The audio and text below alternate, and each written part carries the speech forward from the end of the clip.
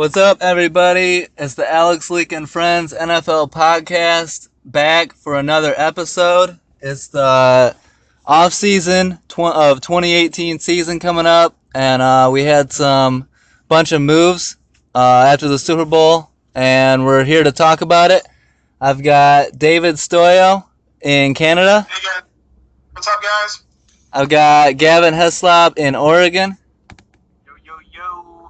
And I've got Aaron Sorensen in Cali.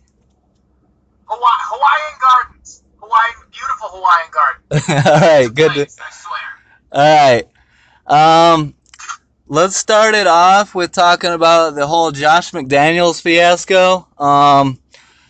McDaniels pulls out last second on the Colts head coaching job after he pretty much said that he was going to take the job.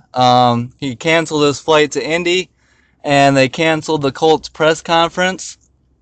Josh went to Gillette Stadium on Tuesday morning to clean out his office and say his goodbyes. Instead, Josh met for hours with head coach Bill Belichick and owner Robert Kraft, and they convinced him to return as offensive coordinator for another year.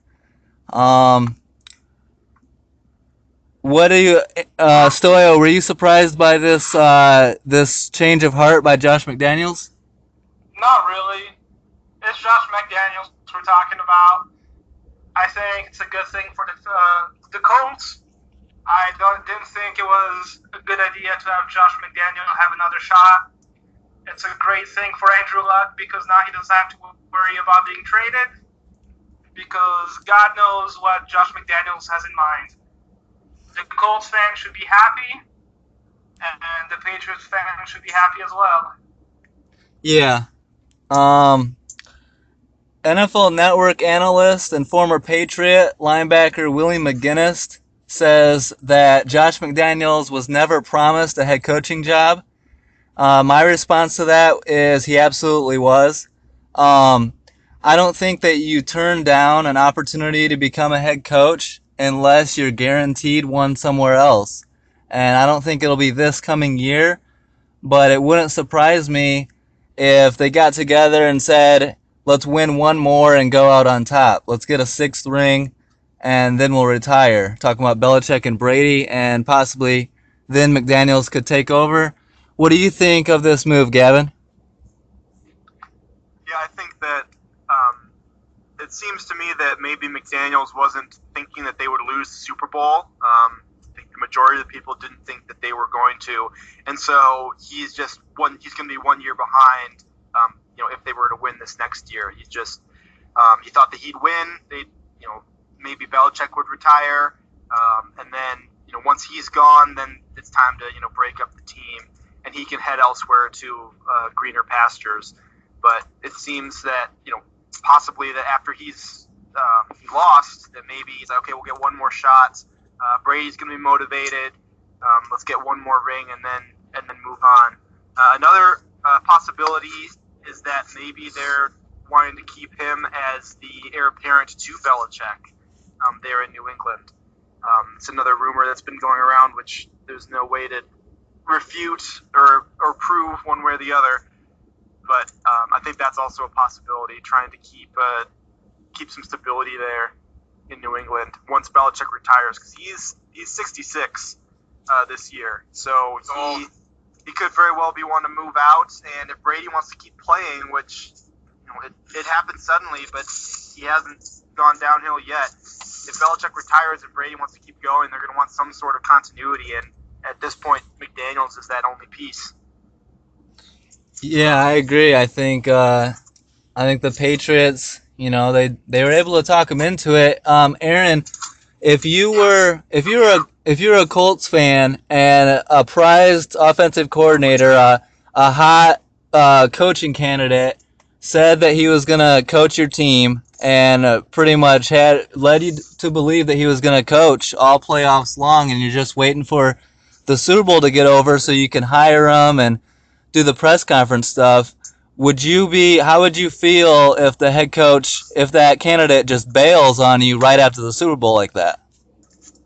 Perfect. Great question for me, Alex. Thank you so much. No, what if this was the Lions? What if? No, I think as being a Lions fan, you have like a little bit of this thing, but I mean, I just from knowing like the Colts organization in the past, this is because I don't know how they set it up or really terribly much about it, but I wouldn't be surprised as a fan that this happens. I mean, they seem to, not handle many situations with such grace or whatever. And let's just be honest. I don't think Indiana's like a huge pull for anybody. I mean, I know you have Andrew Luck there, but I've kind of always been on the bandwagon lately that I don't think he's going to end up to much. I mean, you got to get a lot more pieces there in Indiana, but I think with there was always that option that, hey, you could return if they're not winning the Super Bowl. So I wouldn't terribly be surprised from a Colts fan. Yeah, and there's questions about Luck's health going forward and if he'll ever be the same quarterback again that he once was. I'm sure that Jim Irsay has a big ego, and I'm sure this rubs him the wrong way. And but if I was a Colts fan, the way it all went down, I wouldn't be too upset. Then the Colts go and hire Eagles offensive coordinator Frank Reich in a major rebound. I think that he's a better coaching candidate than Josh McDaniels, in my opinion. Reich was the Colts assistant before, from 2008 to 2011, and then offensive coordinator for the Chargers and Eagles. Yeah, I think that his number one goals coming in are going to be to address some issues. The Colts ranked 30th in defense last year and allowed the NFL worst 56 sacks. So they've got room to improve. Stoyo, what do you think of the Frank Reich hire? I think that should have been the first hire in the first place. Yeah. Josh McDaniels should never even been in the conversation. You guys remember what happened with Josh McDaniels in Denver, and then he became the OC of the Rams. Josh McDaniels has never had any success outside of New England. So I think that Chris Ballard should have hired Reich first, and we would have not had this debacle. But hey, they got another chance. I think he's going to be a better choice.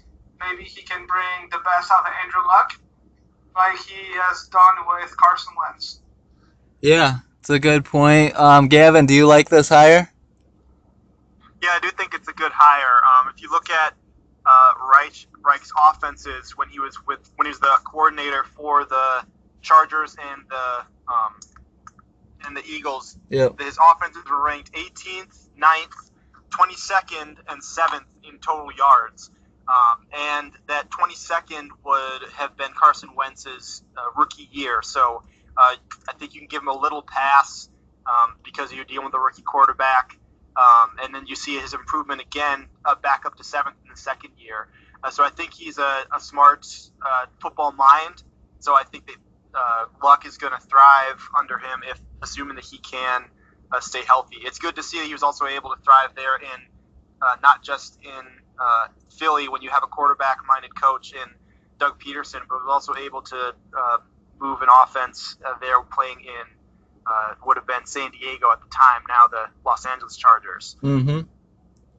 Yeah, it's a good point. I expect a lot out of Reich as a head coach, and I expect a lot out of the Colts. I hope that Luck gets back healthy and the Colts return to contending in that division.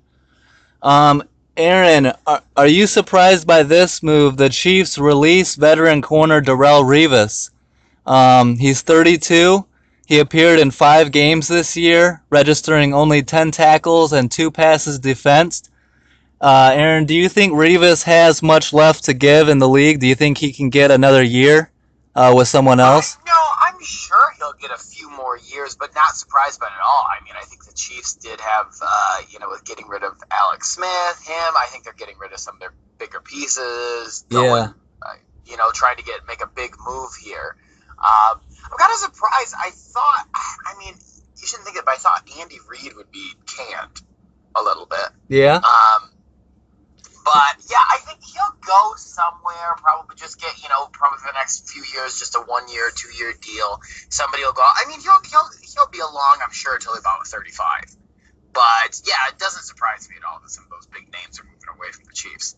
Yeah, they seem to be going younger, especially on defense. Well, on both sides of the ball. Stoyo, what do you think of Revis Island? The Revis Island has sunk. Yeah. A long time ago, he was exposed in the playoffs. I have to disagree with Aaron. I do not think he's going to be re-signed.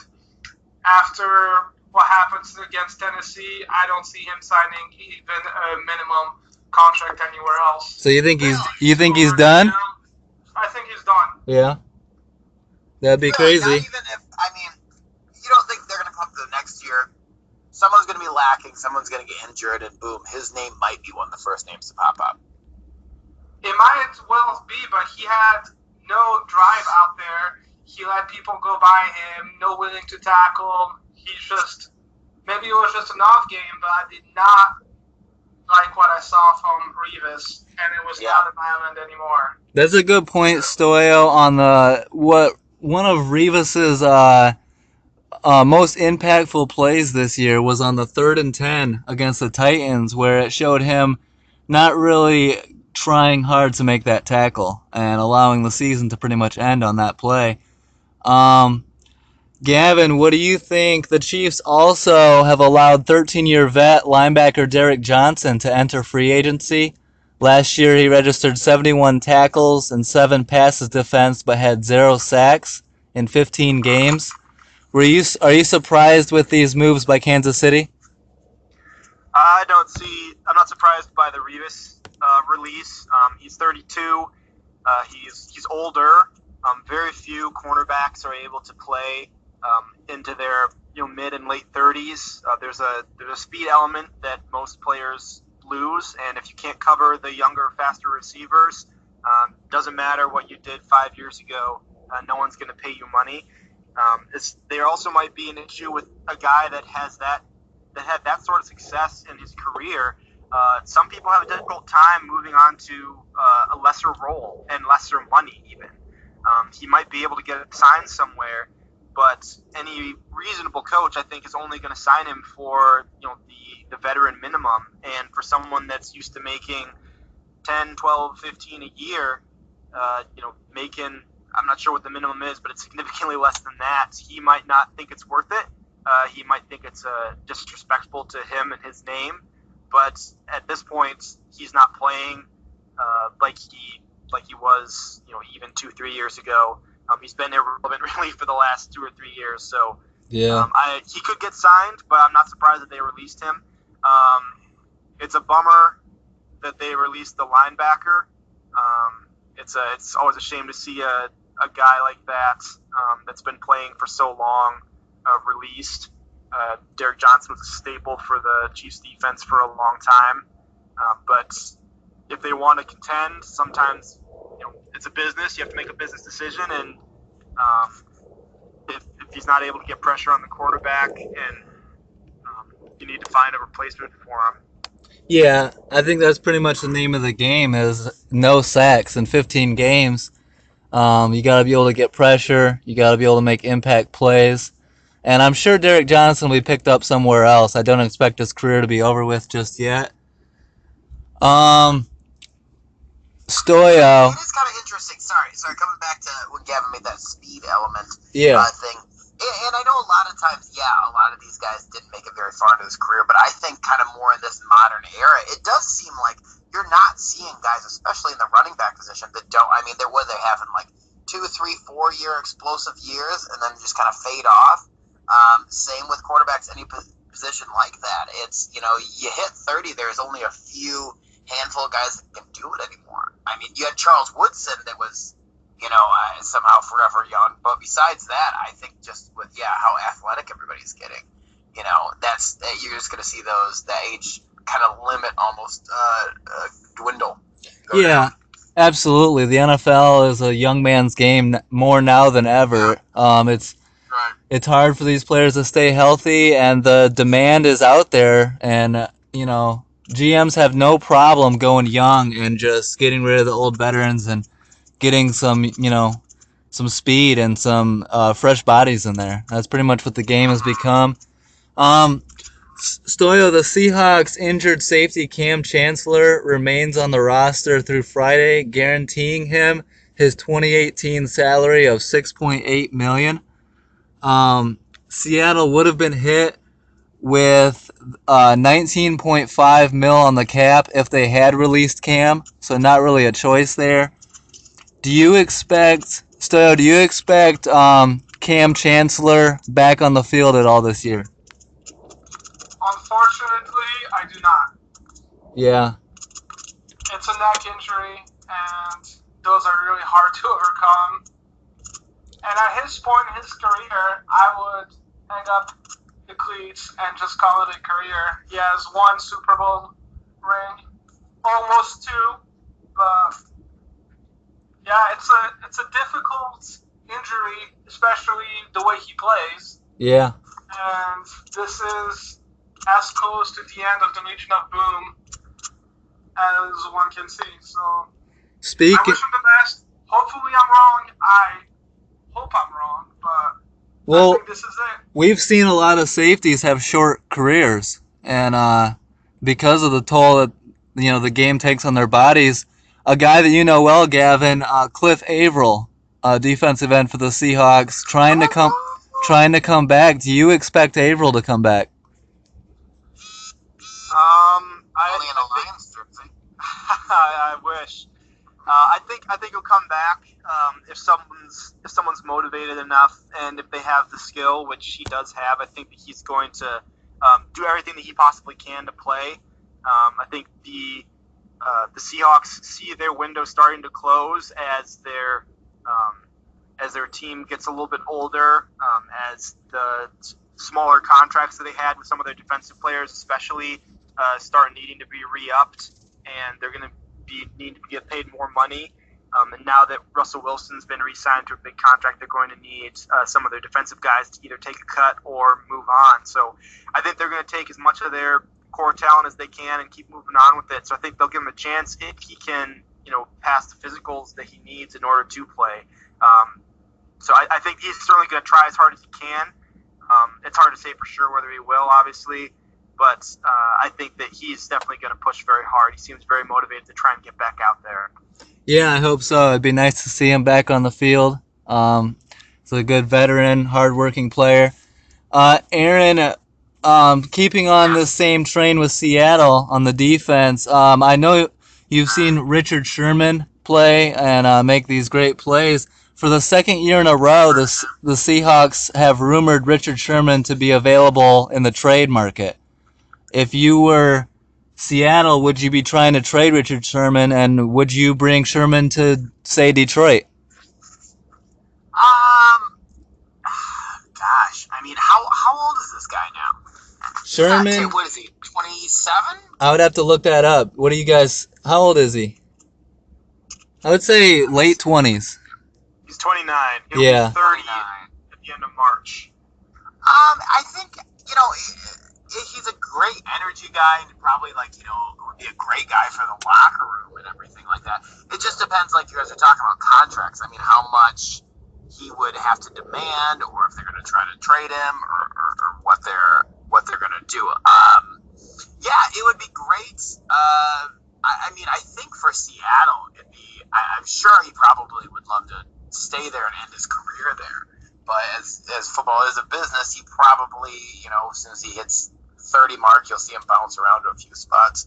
Yeah. We definitely need some new quarterbacks, and I think in Detroit, I mean, we got a couple good ones, but for some reason, still everybody can, pass 8 yards down the field on us, no problem. No pass rush.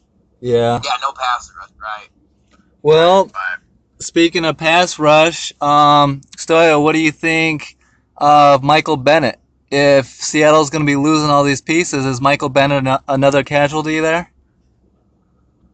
I don't know. I think he's under contract. I don't see why you would move away from him.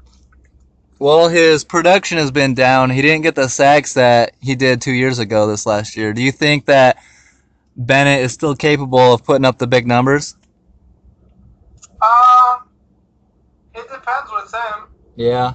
I always feel like if he's committed to putting up the numbers, he's going to, but I think that he has a hard time staying motivated for an extended amount of time.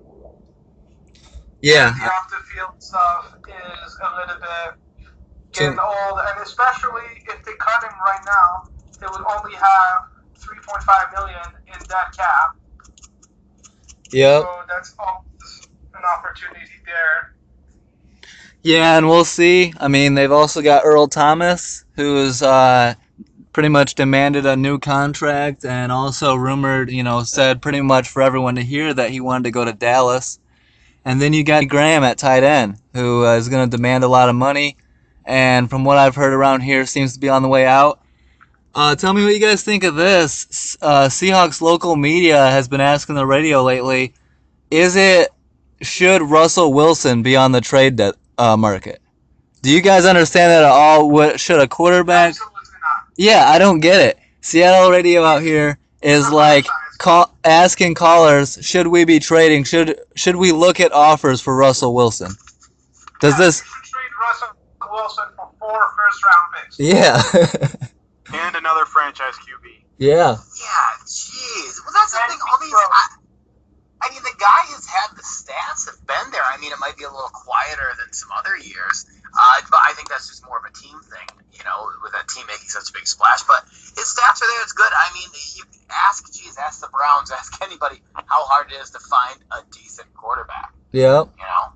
Hold on to him. Jeez.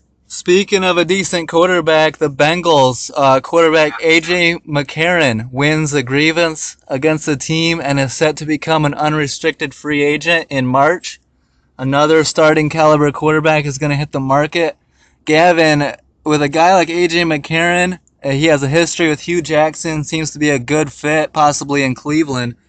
Do you think that McCarron is worth throwing a decent contract at if you're a team like the Browns?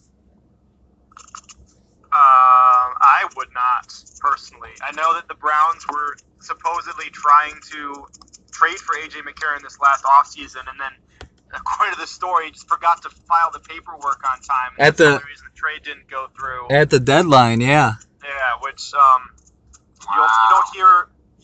I'd say you only hear about that from the Browns, but I remember the exact same thing happening with the Broncos, and that's how the Baltimore got Elvis Dumervil. Yeah. So, you're not alone, Cleveland. Other teams suck too. But I would not sign McCarron to a long-term deal. I would sign him to a Mike Glennon type deal. Yeah. For all you Chicago fans out there. I don't see him as being I think Nick Foles is better than him. Just as an example, I would try and sign Foles before trying to sign McCarron personally. But I don't think that he is the quarterback of the future for any team. Wow. Particularly a team that is struggling. Mm-hmm. They have 2 high picks. If they're looking for a quarterback and they aren't able to bring over Kirk Cousins or Nick Foles or one of the other prospective starters, I would draft a guy and look to the future with a young guy rather than someone that hasn't been able to beat out Andy Dalton. I mean, if you really want someone that's worse than Andy Dalton on your team, like you want him to be the future of your team, I try reaching a little bit higher, Cleveland. Go a little bit higher than Andy Dalton. Wow. No. Speaking of Mike Glennon, Stoyo, you've got to be happy to see Mike Glennon finally off the team. Yeah, but that was expected. All right, Aaron, let me break this down for you. Let me talk about your team real quick.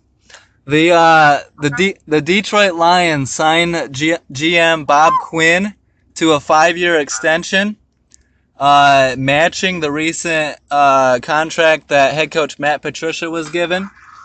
Bob Quinn is a former Patriot scout from 2000 to 2016 and seems to be building the team around the, quote, Patriot way, bringing in Patricia. Do you like that move? Do you want to see Detroit try and imitate the Patriots?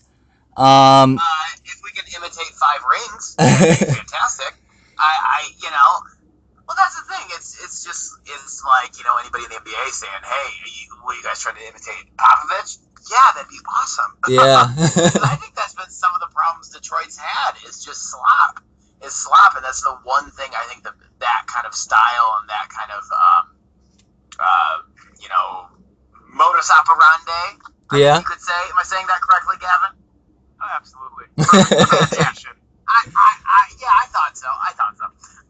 But no, I think as a Detroit fan, it's been one of the most frustrating things. We've had these, good teams with tons of talent, and it just seems to, whether it be from some office things or to sloppy play, sloppy, getting tons of penalties, stuff not working out, consistency not being there. And I think that's the biggest thing. I mean, everybody would want, from a Patriots-like organization, is consistency.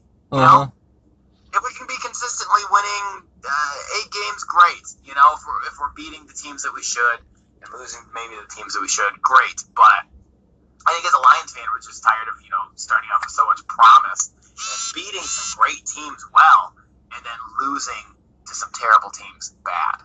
Yeah. I mean, it's just like getting beat by the Bengals pretty well handedly. Yeah. So I think at this point, I mean, anybody in Detroit's open for whatever. We've got Stafford there. Let's try something. Gavin. That's one of the biggest reasons I was glad Caldwell's out, because I just felt like he was just so lukewarm. Yeah, let's do this. It hasn't to do anything crazy. No, seriously. Like, I think as a Detroit fan, like, we want to see some movement. We want to see something. I mean, geez, we've seen the bottom. Let's just at least try for the top. Gavin, are you on board with that? Do you want to see the Lions go down the, quote, Patriot way? Well, the Patriot way also involves a guy named Tom Brady, which I don't think Stafford has evolved into quite yet. Yeah. But I think this move definitely ties. Yeah. You need to go back to Michigan and rejuice yourself, okay? I've been out too long. I've been in this Pacific time zone for too long. No, I'm happy with Stafford. I don't want to get rid of him by any means, but I mean, let's be real here. He's not quite Tom Brady yet.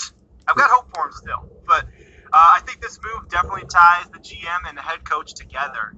It's a sign, if nothing else, that your success and your spot in this organization lies with the success of this head coach.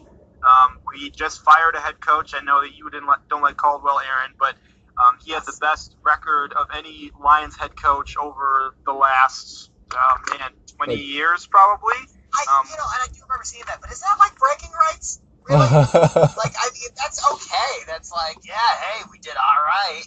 Yeah, I mean, it's still no playoff. 36 and 28. That's certainly not anything to be super excited about. But from a lifetime Lions fan, it was kind of puzzling to see the best coaching record in. I don't remember if Wayne Fontes was better than that percentage wise. It would have been really close if it wasn't. But it was weird to see him get fired for something. I know we didn't win any playoff games, but we also can't win our division because of that one guy over in Cheeseland. And so it's hard to be too frustrated to constantly be losing to Aaron Rodgers. But Tell me about it. I'm surprised that they signed him to that contract too. Yeah, I mean, I thought that was like, oh great, here we're in for the longer haul, and then boom, fired him. So yeah, I'm happy. Yeah, it'll be interesting to see how that goes. I've got a story for you guys. All right. Okay. So 49ers linebacker Reuben Foster.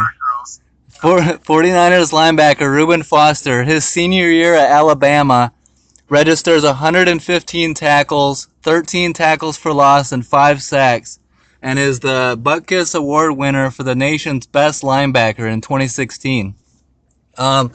He goes into the draft process last February, and Foster was invited to the NFL Combine. While waiting to perform, he got into a heated argument during his medical examination and was sent home. The Combine later announced that Foster had failed his drug test. Regardless, the 49ers liked his talent and his upside and picked him with the 31st pick in the first round as John Lynch's second pick as NFL GM. Foster was signed to a 4-year, $9 million contract with almost $7 million guaranteed. He came into the year and joined a loaded linebacker core, but was named the starting right outside linebacker during training camp. Foster has a big season, 72 tackles in 10 games, and Pro Football Focus graded him the best rookie linebacker and the fourth best NFL linebacker this season with huge on-field impact. But once the season gets over with and the Niners miss the playoffs, that's when the trouble starts. January 13, Foster was arrested in Tuscaloosa, Alabama for possession of marijuana. You can say big deal, I don't know. But then less than a month later, on February 11, Foster was arrested on domestic violence, threats, and assault weapon charges. That's lovely. We don't know all the facts, and he should be presumed innocent until proven guilty, but man, that's a lot of shit adding up. Stoyo, what do you make of this guy? I'm not the one to judge what you do in your off season, but if your hobbies are such, you should stay in the state that allows that thing. Yeah. And Well, on the domestic violence, can't have it. There's no, can't have it. Stoyo, an interesting part of that is he's an Alabama football star, and he goes home to Tuscaloosa, and they give him a marijuana possession. Maybe he wasn't liked there, or I don't understand that. Well, it is Alabama.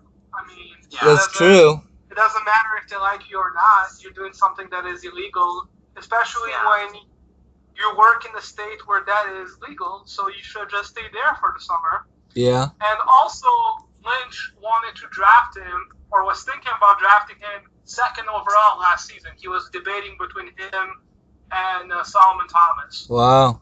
So this guy was a top 3 pick, but with a little bit of history. He's a good linebacker. I just hope he gets his shit together. Yeah, he's such a talented. A career away over nonsense. Yeah, I mean, those are some serious charges he's facing. Gavin, what do you make of this whole thing?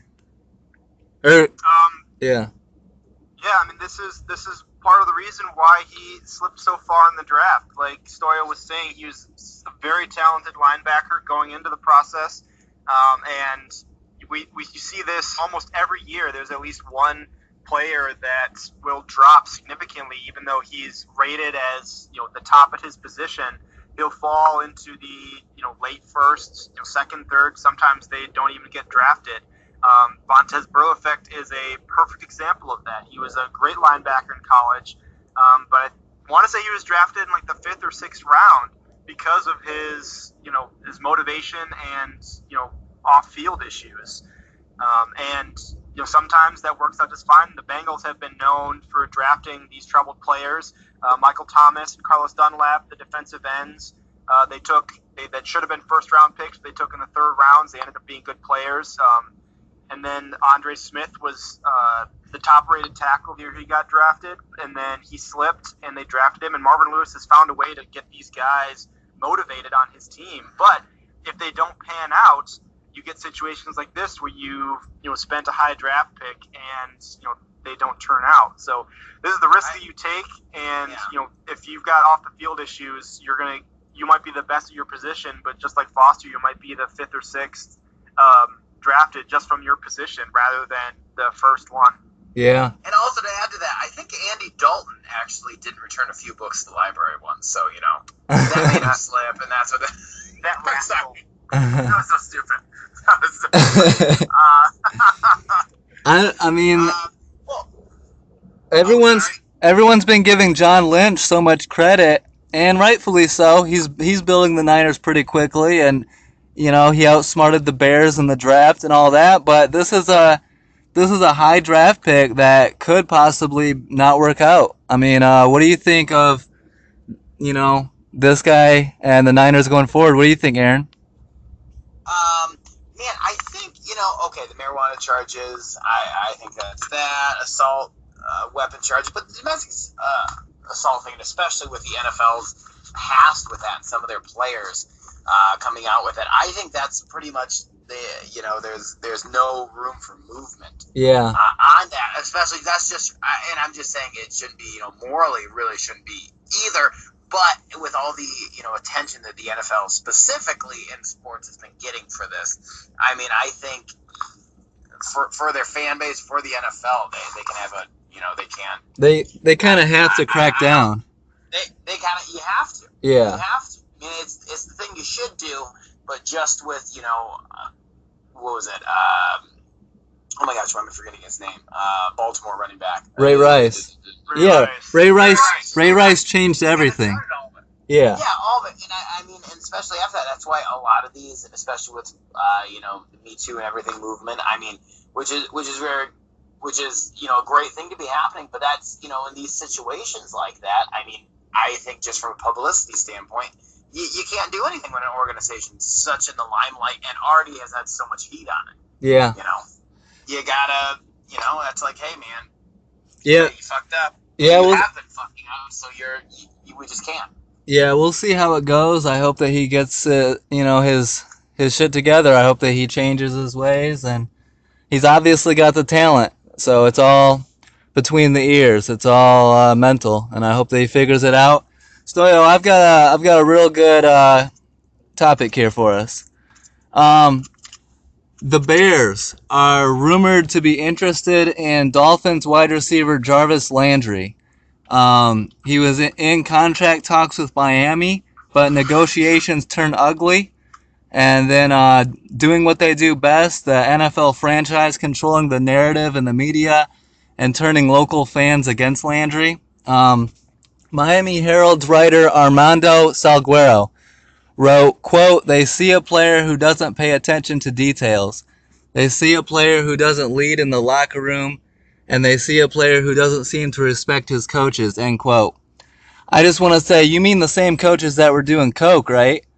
And the same... That was a tight ends coach. It's a different position. Still, if that stuff's going on, Adam Gase put that team together, and week 3, after signing Jay Cutler off the streets, he was calling the offense garbage. It just didn't seem very well put together. Now on top of that, they're bringing in O.C. Dowell-Loggins for 2018. I say good luck. Stoyo, you don't think that this is a good fit? I do not think that's a good fit.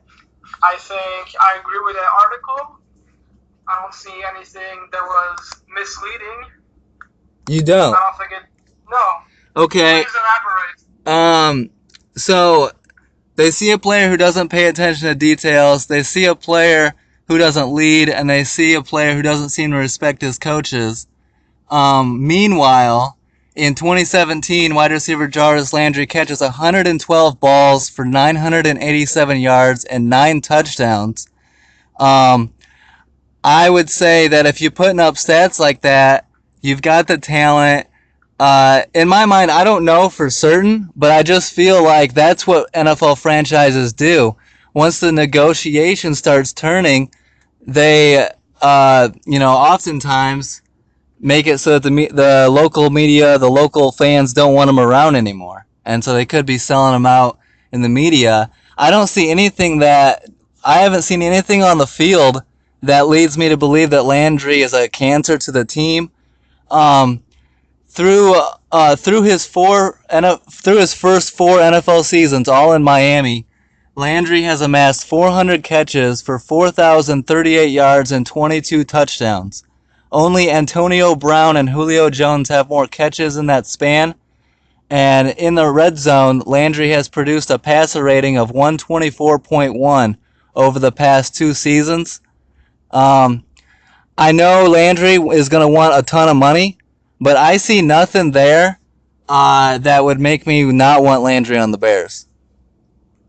Did you see the game where he got thrown out in the red zone after catching, I believe, 8 balls? He just caught a ball and was in the red zone and headbutted a guy in the 4th quarter. And his team ended up losing. Yeah, that was against the Bills, but that was late in the season. I believe they were already out of the playoffs at that point. It still doesn't matter. If you have a Bills fan, that's okay, or a Bill. If you have a catch in the red zone and after that you get thrown out, that is me play. You're not thinking about your team. Well, you could say you could say the same thing about Gronk, and they were still alive in the playoffs when he did that hit on Tre'Davious White against the Bills. Yeah, but that doesn't make it right. And Gronk is the best at his position. Where would you put Landry at wide receiver position in the league? I would put him 10th, possibly, between 8 and 12. I would say 6 or 7. Oh my goodness, you guys are crazy. What? You guys are on drugs. You think that's too high? That's way too high. This isn't fantasy football. I don't care about your PPR receptions. Did you just heard the stats I brought up, right? Yeah. Let me go. A bunch of balls, and that's fine. But he averaged 1,000 yards, and that's fine. But he averaged 5 touchdowns a year over the last 4 years. But this is not a top 7 guy. Hold on a second. Okay. He did catch 112 balls, but he didn't even break 1,000 yards. He had the most catches, and not even close to being the most yards. His yard per catch is 8.8, which is extremely low. Yes, but to that point, 100 plus balls, you want to have at least 1,500 yards. To that point, in 2016 with Ryan Tannehill at quarterback, Landry caught 94 balls for 1,136 yards and 4 touchdowns on 12.1 yards per catch. And going with that point of he doesn't catch a lot of touchdown balls, I'll read this stat again. Only Antonio Brown and Julio Jones have more catch. Or no, my bad. In the red zone, Landry has produced a passer rating of 124.1 over the past 2 seasons. So when they throw it to him, he's making plays. Top Jarvis Landry wants to get paid top money. He wants to get top 3 money, and he's not top 3. You don't believe so? No. I think that he's going to get paid by somebody. Yeah, but let that be someone else besides the Bears. I do not want that headache. He behaves like a diva. He had domestic violence allegation this offseason. Almost got suspended. You do not want that headache on the team. He behaves like he's a top 3 diva. And if you want to behave that way, you have to bring better numbers. If you want to behave like Antonio Brown or Chad Ochocinco or Tio, you have to put those numbers as well. I'm just not seeing it.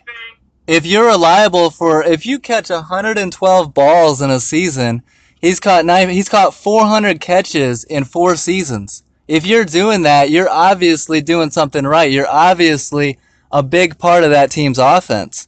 During that span, he's had to deal with different quarterbacks. He's had to deal with Tannehill, Matt Moore, Jay Cutler, inconsistency at the coaching, offensive coordinator, and quarterback position, and he's still amassed over 4,000 yards in 4 seasons.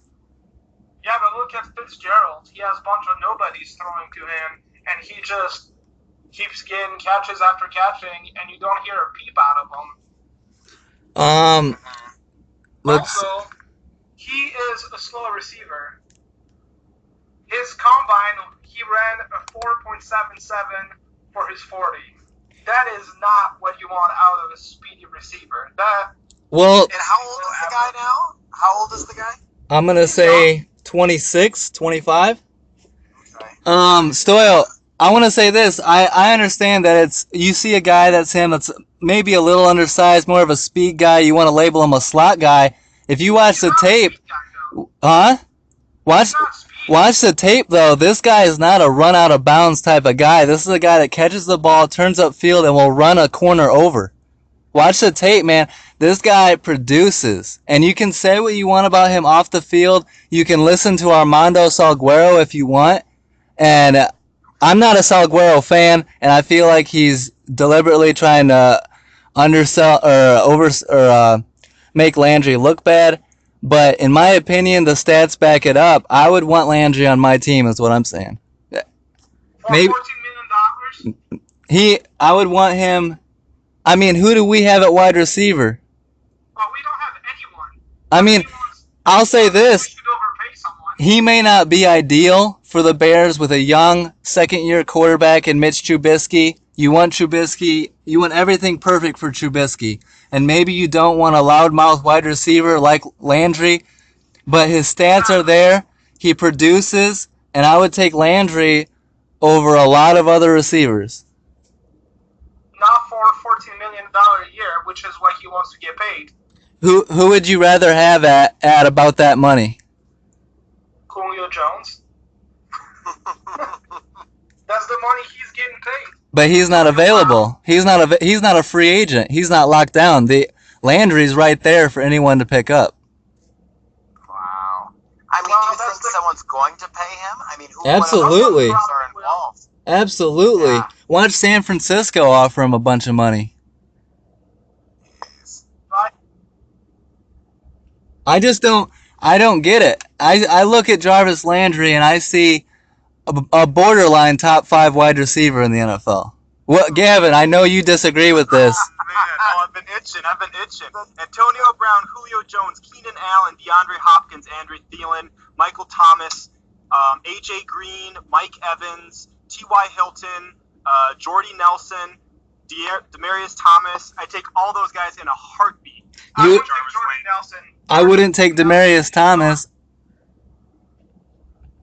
Why would you take Demaryius? Okay, so take those 2 guys out. I still listed off probably a dozen names there. I would take. I didn't even have to take a breath. I would take Landry over Thomas. I would take Landry over. Michael Thomas? No. No, Demaryius Thomas. I probably would take him over Michael Thomas. Michael Thomas has proved he's only had 2 years in the league. 2 years. I want to check out his stats. Someone look that up. This year, 104 catches for 1,245 yards and 5 touchdowns. From Drew Brees, too. You got to look at the quarterback. Cutler's throwing to this guy. Yeah, he's throwing him a lot of balls, but... Yeah, but their defense has been shit every year he's played, which means, you know what that means? Garbage time. And I don't care about a guy that can catch a little 3-yard pass and then get 5 more yards after that, like every once in a while. I want someone that can stretch the field. If you want a number 1 receiver, you don't want someone that's just a slot guy to get you 4 or 5 yards every once in a while. You want someone that can stretch the field, and I don't think Landry is worth number 1 money because he's not a number 1 receiver. I disagree. Take Landry for $6 million a year. Oh, no way. I'd give him at least... Not 14. I would take Landry. I think that... It would be a mistake to give him number 1 money. Just because we don't have a new receiver doesn't mean we should overpay someone. All right, Aaron, Gavin, would you guys take Golden Tate or Jarvis Landry? Golden Tate is cheaper. I would take Golden Tate. Yeah, Golden Tate. And if you're talking, what was the last 2 years? He's most yards after a catch, and that was a big thing you guys were just saying against Landry. Golden Tate all day, man. Yeah, but Golden Tate's not a true number 1. No, but neither is Landry. Yeah. I would take Landry. I don't get it. Better numbers. I don't see it. Better numbers than Landry this year, and Tate wasn't even our number 1 receiver. I would take... What are we paying? What are we paying Tate? We're not paying him anywhere near that. I think I would take Landry over Thielen. I wouldn't take Landry over Diggs. I don't know. It's a good conversation. Me and Stoyo got riled up about this earlier in the week. We were texting back and forth. I will say this: of all the he's definitely the best wide receiver free agent right now. So the next best ones are probably Josh Gordon and Allen Robinson, and then depending on how you feel about Sammy Watkins, he might be up there as well. But those are probably the 3 or 4 best wide receivers available right now. So he's going to have Gordon over Landry. No way. He's definitely way more talented than Josh Gordon. You just have to worry about the off-field issues. He could. Yeah, and you're talking about Josh Gordon for off-field issues? I mean, yeah. Let's pump the brakes, though. I get what you're saying. No, I don't think you do. It's all about the price tag. Josh Gordon is not going to get paid $14 million. You can get Josh Gordon for maybe 4 or 5. Yeah, I get it. I do get what you're saying, but he's going to get that money somewhere. Landry, Yeah, that may be true, but Landry is demanding that money, and he's gonna get it.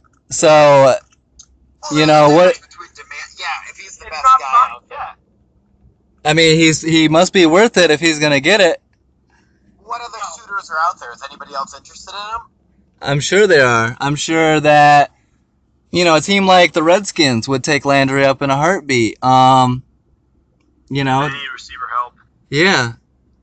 I mean, you can do a lot worse, is what I'm saying, than Jarvis Landry. He might be the top guy, so this might be not a great year to get him because he's going to demand $14 or so million, and he might not be a great fit on the Bears. But I'm just saying I would take a long, hard look at him, and I think that his stats speak for themselves. I need to look more at his. I'll be watching him a little closer to see what his off the field and distraction kind of stuff is going on. He reminds me a little bit of Odell Beckham, and they were teammates in college. Yeah, but Odell Beckham is in a different league. He is a top 3 wide receiver. No questions asked. And I didn't even mention him in my list. and Jarvis. With a lot of things, but he is a great wide receiver. So is Jarvis, though. There's Odell. 2 tiers of difference between the two of them at least. Yeah. I disagree. I think if anything, Oh, come on. there's one tier. I think I would put Odell probably at 3 or 4, and I would put Landry at 6 or 7. Oh my gosh. Okay, hold on. Let's play a game. DeAndre Hopkins or Jarvis Landry? Hopkins. Okay. AJ Green or Landry? Based on last year, I'm kind of leaning Landry. Oh my God, If you're gonna say career, AJ Green. If you're gonna say for next season, maybe Landry. Alex. Oh my gosh. All right. I'm done. I mean, you guys are saying Golden Tate over Jarvis Landry. I'm not gonna listen to that. That's a lot more reasonable than AJ Green. AJ Green had a better season than Landry this season. Okay, I'll take AJ Green over Landry. Mike Evans. Thank you. Or Landry. Mike Evans, that's a very tough one. Easy. Evans, clearly. All right. Here's one. Evans is a big body. You can throw him open. I don't know. What about Keenan Allen? Landry. Oh my. No, come on, Alex. Okay, hold on. Why not Keenan Allen? I think they're very close, very similar. I'd have to look at the stats of what Keenan Allen did this last year. But you put Landry with a quarterback like Phillip Rivers, and he's going to destroy. You put Landry with a quarterback like Drew Brees, and he's going to destroy. All right, Larry Fitzgerald and Jarvis Landry. Larry Fitzgerald's 1 year away from retiring, so if you're saying going into the future, I'm taking Landry. If you're saying for career, I'm taking Fitzgerald. Okay, well, how about next year? Just for next year. Fitz has not said he's retiring. I mean, no, Fitz actually just said he's coming back for a 15th season, and Fitz outgained Landry last year, so I'm still taking Fitz. He's a beast. And who was throwing to Fitz? Nobody's. Exactly. But I don't know. I'm going to put Landry in a higher tier than you guys. Okay, but still, Antonio Brown, Julio Jones, DeAndre Hopkins, Larry Fitzgerald, Mike Evans. AJ Green, Mike Evans. That's 6 right there. Yeah, you're. What about T.Y. Hilton? Landry. Oh, T.Y. Hilton had 21 fewer yards than Landry this year. Yeah, that's And pretty he had impressive. Garbage thrown to him. But he's the only weapon. He can stretch the field. He's like the only weapon on that team. Landry's got weapons on his team besides him. You mean like an injured Devontae Parker? Kenny Stills. Go routes. Kenny Stills only runs go routes. What do they got? Giant was traded as well. I don't know. I'm not buying you guys' argument. Put my foot down. Alex, I'll say this. I'll revise it a little bit. Landry is a top 10 wide receiver. I still disagree. agree, but we should probably move on. All right. And also, hold on, I would just like to add that he had 14 fumbles in his career. Quite a lot for a wide receiver. All right. In 4 seasons. Stoyo, the Bears need help not only in the receiving game, but in the kicking game. And the Raiders have recently moved on from veteran kicker Sebastian Janikowski after 18 years in the NFL, and he's at age 39. Would you consider bringing in Janikowski for a year? No. We already have a kicker. His name is Cairo Santos. We need to re-sign him. He's the future. He's 26 years old. We could have him for another decade. Cairo Santos has been cut a little bit. Yeah, but he was injured. I would take Janikowski for 1 year. I don't know. It's hard to say with kickers. Let's see. Yeah, let's talk about the Garoppolo contract. Gavin, you wanted to talk about that. What do you have on that?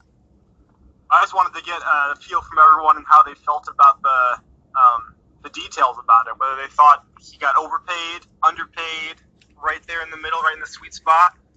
Just wanted to get everyone's temperature of the room. I don't have that contract. Let's pull that up. I know it was a lot. I think it's a good contract. I've been backing Garoppolo from day one. Since he was in college, he played in Illinois. I wanted the Bears to draft him. I wanted the Bears to trade for him. And now he's the highest paid QB ever. Yeah. In terms of the deal, it's $137.5 million over 5 years. Wow. With a $35 million signing bonus, $74 million, just over $74 million guaranteed. 41 of that at signing. So the 49ers have really committed to Garoppolo as the future of their team. Wow. That's crazy. But I think these are the numbers you're just going to start seeing. I think it's just across sports you're going to start seeing. I mean, just with TV deals and stuff like that, every single contract is going to be the next big one, too. But yeah, that is quite a lot of money. So, I mean, Stafford's no longer the highest paid player. Right, we better kill him. That's fine by me. It's not going to change much, though. Yeah. I heard someone say that Garoppolo's the highest paid right now, and he's going to be like the 4th highest by the end of 2018 season. Right. So. No, everybody's talking about here in a few years. I mean, you're going to have these, 40. It's going to get like baseball. I mean, you're going to have these $40 million guys a year. It's just that's just the way it's trending. So, yeah, I think with every contract you're going to see. I mean, what do you guys think with Kirk Cousins already got his contract, correct? No. He's still a Redskin for now, but it's inevitable that he'll test the free agent market. Do you think he will? I mean, do you think he'll get numbers like this or above? Yeah, absolutely. I would say slightly above. Yeah. Right. Yeah. He'd almost have to if he's getting that kind of numbers. I think he's going to get less than Garoppolo. You think so? I Who's do. going to sign him? I don't know yet. My money's on Denver. Garoppolo. Cousins wants to go somewhere that's going to win. And for places that have a team put together that has the best chance, I think Denver is that spot for places that need and can afford a quarterback. But I think he's going to get less money because he's going to be happy to get a long-term deal. He's going to be happy to go to a place that is set on winning. He'll be happy to go, if he goes to Denver, he'll be happy to go to Elway knowing that he wants to win. And he's not going to be able to take this kind of money and go to a team that's going to be able to win a lot of games. You look at I would like to see him. Teams that won recently. You've got quarterbacks that are getting paid pennies for what they're worth. Yeah. I want to see him go to like Jacksonville, but now they got that Bortles contract just sitting there. Yeah, they're not going to be able to afford to pay both of those guys because Cousins will get good money. He'll get over $22 million a year. Yeah. But I don't think he'll get paid as much as Garoppolo. He also struggled a little bit at the end of this last season, and recency bias is going to play a factor in that as well, I think. Yeah, that'll be interesting. What do you think, Aaron? Or go ahead, Stoyo. if I were the Cleveland Browns, I would break the bank and pay Cousins and use all the draft picks that you have and build around him. Cleveland has done this for so many years. They do not know how to draft a QB. So now they just need to sign an established veteran, overpay him, and use those draft picks and make the playoffs. Yeah. Speaking of Will they do it? No. speaking of No, landing they're probably gonna mess up. speaking of landing spots for Cousins, Joe Thomas is trying to recruit Kirk Cousins to Cleveland. He says, quote, "I hear Cleveland is really nice this time of year." Joe Tom, he's good at protecting the quarterback and at making jokes. Wow. Well, I saw Von Miller was definitely throwing out some stuff at Cousins trying to get him there. So Yeah. possibly. Yeah, we'll have to see how it goes. That's about all I got for this week on the NFL podcast. Do you guys have anything else you want to add? Got nothing over here. I'll add that as difficult as it is for the fans to survive the offseason, it's even more difficult for the NFL players to survive it without getting in trouble. Yeah, seriously. That is true. Hopefully none of them get any more weed or drug allegations. And should be set. Yep. Hopefully. So, all right. Well, thanks everyone for listening. Don't forget to subscribe, like, or leave a comment. Be sure to be back next week.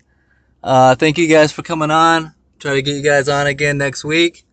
And we should have some guests coming up throughout the off season. So it should be a good year. And thanks for tuning in. Peace out, guys. Thanks, Alex. See ya. Yeah, later.